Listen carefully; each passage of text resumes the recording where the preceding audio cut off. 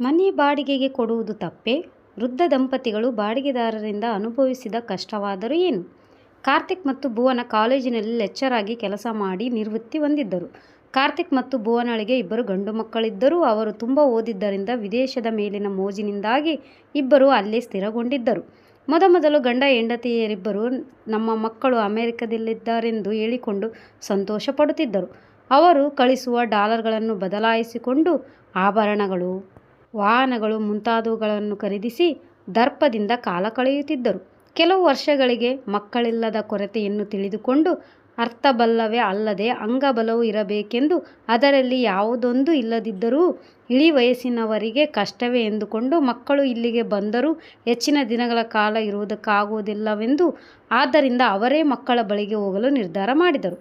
ಹನುಮಂತನು ತನ್ನ ಸ್ವಶಕ್ತಿಯಿಂದ ಸಮುದ್ರವನ್ನು ದಾಟಿ ಲಂಕೆಗೆ ಸೇರಿದರೆ, ಇವರು ಮಾತ್ರ ಆಕಾಶ ಬಸ್ಸಿನಲ್ಲಿ ಕಾಲು ಕೈಗಳನ್ನು ಚಾಚಿಕೊಂಡು ಮಲಗಿ ಒಂದು ಕ್ಷಣವಾದರೂ ನಿದ್ರಿಸಲು ಅವಕಾಶವಿಲ್ಲದಿದ್ದರೂ ಬಹಳ ಖರ್ಚು ಮಾಡಿ ಟಿಕೆಟ್ ಖರೀದಿಸಿದ್ದರಿಂದ ರೈಲ್ವೆ ಆಫೀಸಿನಲ್ಲಿ ಗಂಟೆಗಳ ಕಾಲ ಕುರ್ಚಿಗೆ ಅಂಟಿಕೊಂಡಿರುವ ಅಸಿಸ್ಟೆಂಟನಂತೆ ಆ ಬಸ್ನಲ್ಲಿ 24 ಗಂಟೆಗಳು ಕುಳಿತು ಕಾಣಿಸುತ್ತಾ ಚೆನ್ನಾಗಿದ್ದರೂ ಇರದಿದ್ದರೂ ಅವರು ಕೊಟ್ಟಿದ್ದನ್ನು ತಿಂದು ಹೇಗೋ ಅಮೆರಿಕ ತಲುಪಿದರು. ಹೋಗುವಾಗ ಬಹಳ ಅದ್ಭುತವೆನಿಸಿದರೂ ತೀರಾ ಅಲ್ಲಿಗೆ ಹೋದ ನಂತರ ದೂರದ ಬೆಟ್ಟ ನುಣ್ಣಗೆ ಅನಿಸಿತು. ಇದೇನು ಪದ್ಧತಿಯಪ್ಪ, ನಮ್ಮ ಬಾಯಿಂದ ನಾವು ಜೋರಾಗಿ ಮಾತನಾಡಬಾರದು, ಗಟ್ಟಿಯಾಗಿ 4 ಸೀನು ಸೀನಿದರೂ ಕಷ್ಟವೇ, ನಿಮಗೆ ಅಭ್ಯಾಸವಾಗಿದ್ದರಿಂದ ನೀವು ಇರಿ, ನಮಗಿಲ್ಲಿ ಕಷ್ಟವಾಗುತ್ತಿದೆ ಎನ್ನುತ್ತಾ ತಮ್ಮ ವೀಸಾದಲ್ಲಿನ ಸಮಯ ಪೂರ್ತಿ ಆಗುವವರೆಗೂ ಕಳೆದು ನಮ್ಮ ದೇಶದಲ್ಲೇ ವಾಸಿ ಎಂದುಕೊಂಡು ಸ್ವದೇಶಕ್ಕೆ ಹಿಂತಿರುಗಿ ಹಾಯಾಗಿ ಉಸಿರೆಳೆದುಕೊಂಡರು. ವಿಮಾನದಿಂದ ಇಳಿಯುತ್ತಲೇ ಒಬ್ಬ ಹೆಂಗಸು ತನ್ನ ಮಗನನ್ನು ಜೋರಾಗಿ ಹೊಡೆದಳು. ಅದನ್ನು ನೋಡಿ ಆ ದಂಪತಿಗಳಿಬ್ಬರು, ಅದೇ ನಮ್ಮ ಸುಮ್ಮನೆ ಅವರನ್ನು ಹಾಗೆ ಹೊಡೆಯುತ್ತಿದ್ದಿ ಎಂದು ಕೇಳಿದರು. ಏನು ಹೇಳಲಿ, ಆ ದೇಶದಲ್ಲಿ ಮಕ್ಕಳು ಜೋರಾಗಿ ಅತ್ತರೂ ತಪ್ಪೇ? 3 ವರ್ಷದಿಂದ ಇವರು ಜೋರಾಗಿ ಅತ್ತರೆ ಧ್ವನಿ ಹೇಗಿರುತ್ತದೆ ಎಂದು ಕೇಳೋಣವೆಂದರೆ ಆಗುತ್ತಿಲ್ಲ.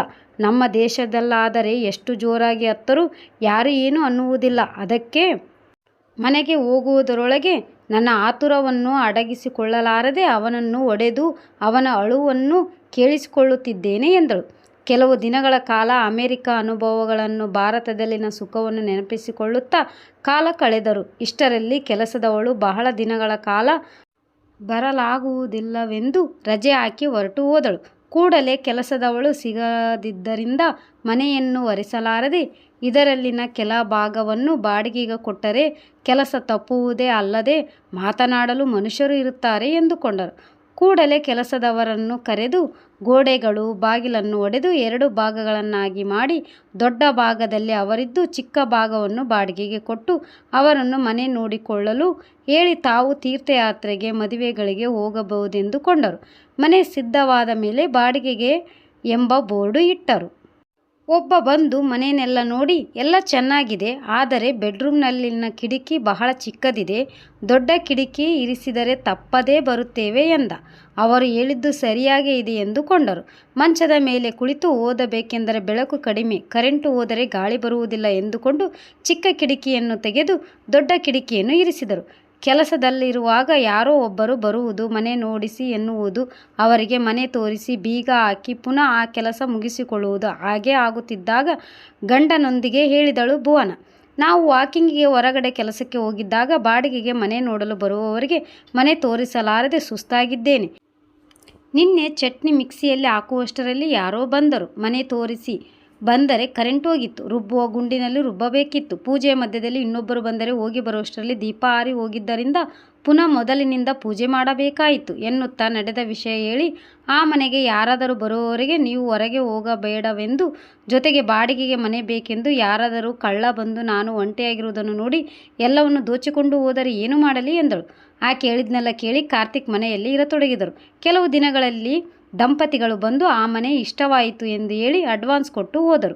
ಆತ ಆಫೀಸಿಗೆ ಹೋದರೆ ಅವಳು ಮನೆಯಲ್ಲಿ ಇರುತ್ತಾಳಲ್ಲ ಎಂದು ಸಂತೋಷಪಟ್ಟರು. ಬಂದ ತಿಂಗಳಿಗೆ ಅವಳು ಕೆಲಸಕ್ಕೆ ಸೇರಿದಳು. ಅಂದಿನಿಂದ ಇವರಿಗೆ ಸರ್ಕಸ್ ಪ್ರಾರಂಭವಾಯಿತು. ಅಮ್ಮ, ನಾವು ಬರುವಷ್ಟರಲ್ಲಿ ಕುಡಿಯುವ ನೀರು ನಿಂತು ಹೋಗುತ್ತದೆ, ಬೀಗ ನಿಮ್ಮ ಕೈಗೆ ಕೊಟ್ಟು ಹೋಗಿರುತ್ತೀನಿ, 4 ಬಿಂದಿಗೆ ನೀರು ಹಿಡಿಯುತ್ತೀರಾ ಎನ್ನುತ್ತಾ ಬೀಗದ ಕೈಗೆ ಕೊಟ್ಟಾಗ ಏನು ಮಾತನಾಡದೆ ಇಬ್ಬರು ಕುಡಿಯುವ ನೀರು ಹಿಡಿದು ಬಿಂದಿಗೆ ತೆಗೆದುಕೊಂಡು ಹೋಗಿ ಇಡುತ್ತಿದ್ದರು. ಹಾಲಿನವರು ನಾವು ಹೋದ ಮೇಲೆ ಬರುತ್ತಿದ್ದಾನೆ. ಈ ಪಾತ್ರೆಯಲ್ಲಿ ಹಾಲು ಹಾಕಿಸಿಕೊಂಡು ನಿಮ್ಮ ಫ್ರಿಜ್ನಲ್ಲಿರಿಸಿ. ನೀವು ಹೇಗೋ ಸುಮ್ಮನೆ ಕುಳಿತಿರ್ತಿರಲ್ಲ, ಆಗ ಈ ಹೂವು ಕಟ್ಟಿ ಕೊಡ್ತೀರಾ? ನನಗೆ ಆಫೀಸ್ಗೆ ಟೈಮ್ ಆಗಿ ಹೋಗುತ್ತಿದೆ ಎನ್ನುತ್ತಾ ಭುವನಳು ಅಪರೂಪವಾಗಿ ಬೆಳೆಸಿದ ಮಲ್ಲಿಗೆ ಹೂವನ್ನೆಲ್ಲ ಕಿತ್ತು ಅವಳಿಗೆ ಕೆಲಸ ಹೇಳಿ ಹೋಗುತ್ತಿದ್ದಳು. ಇಸ್ತ್ರಿ ಬಟ್ಟೆಗಳನ್ನು ತಂದು ಕೊಟ್ಟರೆ ದುಡ್ಡು ಕೊಟ್ಟು ನಿಮ್ಮ ಮನೆಯಲ್ಲಿ ತೆಗೆದು ಇಡಿ, ನಂತರ ತೆಗೆದುಕೊಳ್ಳುತ್ತೇನೆ ಎನ್ನುತ್ತಾ ಗೇಟು ಹಾಕದೆ ಹೊರಟು ಹೋಗುವುದು. ರಜೆ ಬಂದರೆ ಇಬ್ಬರು ಅವರಿವರ ಮನೆ ಎಂದು ಹೋಗುವುದು. ಅವರು ಬರುವವರೆಗೂ ಮನಸ್ಸು ಒಪ್ಪದೆ ಭುವನಳೆ ಅಂಗಳವನ್ನು ಸ್ವಚ್ಛ ಮಾಡುವುದು ಆಗುತ್ತಿತ್ತು. ಪುನಃ ಅವರು ಬರುವ ದಿನಕ್ಕೆ ಹಾಲು ಮೊಸರು ಸಿದ್ಧ ಮಾಡುತ್ತಿರುವುದೇ ಅಲ್ಲದೆ ಸಮಯವಿಲ್ಲ. ಇವತ್ತು ಅನ್ನ ಒಂದೇ ಮಾಡಿದ್ದೇನೆ, ನೀವೇನು ಪಲ್ಯ ಮಾಡಿದ್ದೀರಾ? ಅದನ್ನೇ ಸ್ವಲ್ಪ ಕೊಡಿ ಎಂದು ಕೇಳಿ ಪಡೆಯುತ್ತಿದ್ದರು. ಚಿಕ್ಕವರು ತಮಗೆ ಸಹಾಯವಾಗುತ್ತದೆ ಎಂದುಕೊಂಡರೆ ಇವರೇ ಅವರಿಗೆ ಸಹಾಯ ಮಾಡಬೇಕಾಯಿತು. ಇನ್ನು ಲಾಭವಿಲ್ಲ. ಅವರ ಜೋಡಿ ಹೊಂದಿಕೊಳ್ಳುವುದಾದರೂ ಹೇಗೆ? ಅವರ ಸೇವೆಗಳನ್ನು ಮಾಡಲಾಗುತ್ತಿಲ್ಲ. ಅವರನ್ನು ಮನೆ ಖಾಲಿ ಮಾಡಿಸಿ ಬೇರೆಯವರನ್ನು ಸೇರಿಸಿಕೊಂಡರೆ ಒಳ್ಳೆಯದು ಎಂದಳು ಭುವನ. ನಿಜ, ಕೆಲಸ ಮಾಡುವವರಿಗೆ ಮನೆ ಕೊಟ್ಟರೆ ಹೀಗೆ ಆಗುತ್ತದೆ. ಇನ್ನೂ ಒಳ್ಳೆಯದು. ಸದ್ಯ ಅವರಿಗಿನ್ನೂ ಮಕ್ಕಳಾಗಿಲ್ಲವಾಗಿದ್ದರಿಂದ ಸರಿ ಹೋಯಿತು, ಇಲ್ಲದಿದ್ದರೆ ಅವರ ಸೇವೆಯನ್ನು ಮಾಡಬೇಕಾಗಿ ಬರುತ್ತಿತ್ತು ಎಂದುಕೊಂಡು 1 ವರ್ಷಗಳ ಕಾಲ ಅವರನ್ನು ಸಹಿಸಿಕೊಂಡು ಹೇಗೋ ಮನೆ ಖಾಲಿ ಮಾಡಿಸಿದರು. ಪುನಃ ಟೂಲೆಟ್ ಬೋರ್ಡ್ ಬಂದು ಹೋಗುವವರನ್ನು, ಈ ಬಾರಿ 4-6 ಜನ ಇರುವವರನ್ನು ನೋಡೋಣ, ಒಬ್ಬರೊಬ್ಬರಿಲ್ಲದರೂ ಇನ್ನೊಬ್ಬರಾದರೂ ಇರುತ್ತಾರೆಂದುಕೊಂಡರು. ಒಂದು ದಿನ 2 ಹೆಂಗಸರು ಇದ್ದರು. ಮನೆಯನ್ನೆಲ್ಲ ನೋಡಿ ನೀರು ಸರಿ ಹೋಗುತ್ತದೆಯೋ ಇಲ್ಲವೋ ಯೋಚಿಸಿ ಅಡ್ವಾನ್ಸ್ ಕೊಟ್ಟು ಹೋದರು. ಅವರು ಬರುವಾಗ ಲಾರಿಯಲ್ಲಿ ಸಾಮಾನಿನೊಂದಿಗೆ ಅಕ್ಕಿ ಮೂಟೆ, ಬೇಳೆ ಮುಂತಾದ ಆಹಾರ ಪದಾರ್ಥಗಳನ್ನು ತಂದುಕೊಂಡಿದ್ದನ್ನು ನೋಡಿ ವರ್ಷಕ್ಕೆ ಸರಿ ಹೋಗುವಷ್ಟು ಸಾಮಾನುಗಳನ್ನು ತಂದುಕೊಂಡಿದ್ದಾರೆಂದುಕೊಂಡರು. 4 ದಿನಗಳ ನಂತರ ಬೆಳಗಾಗುತ್ತಲೇ ಪಾತ್ರೆಗಳ ಶಬ್ದಗಳು, ಅಪರಿಚಿತರ ಮಾತುಗಳು, ನೀರಿನ ಶಬ್ದದಿಂದ ಅಲ್ಲಿನ ಪರಿಸರ ಗಲಾಟೆಯಿಂದ ಕೂಡಿತ್ತು. ಇಬ್ಬರು ಬೆಚ್ಚಿ ಬಿದ್ದು ಎದ್ದು ಕುಳಿತು ಹಲ್ಲು ಉಜ್ಜಿಕೊಳ್ಳದೆ ಹೊರಗೆ ಬಂದು ನೋಡಿದರು. ಬಾಡಿಗೆ ಮನೆಯವರ ಅಂಗಳದಲ್ಲಿ ದೊಡ್ಡ ಗ್ಯಾಸ್ ಸ್ಟವ್ ಅನ್ನು ಹಚ್ಚಿ ದೊಡ್ಡ ದೊಡ್ಡ ಪಾತ್ರೆಗಳಲ್ಲಿ ಪಲ್ಯ, ಹುಳಿ, ಸಾರು ಎಲ್ಲವನ್ನು ತಯಾರಿಸುತ್ತಿದ್ದರು. ನಿನ್ನೆ ರಾತ್ರಿಯವರೆಗೂ ಯಾವ ಗಲಾಟೆಯೂ ಇರಲಿಲ್ಲ, ಮಕ್ಕಳೂ ಇಲ್ಲ. ಇದ್ದಕ್ಕಿದ್ದಂತೆ ಈ ಅಡಿಗೆಗಳನ್ನು ಏಕೆ ಮಾಡುತ್ತಿದ್ದಾರೋ ಎಂದುಕೊಂಡು, ಏನಿವತ್ತು ಬಹಳ ಅಡಿಗೆ ಮಾಡುತ್ತಿದ್ದೀರಿ? ನಿಮ್ಮ ಮನೆಯಲ್ಲಿ ಏನಾದರೂ ಶುಭ ಕಾರ್ಯವಿದೆಯೇ ಎಂದು ಕೇಳಿದರು.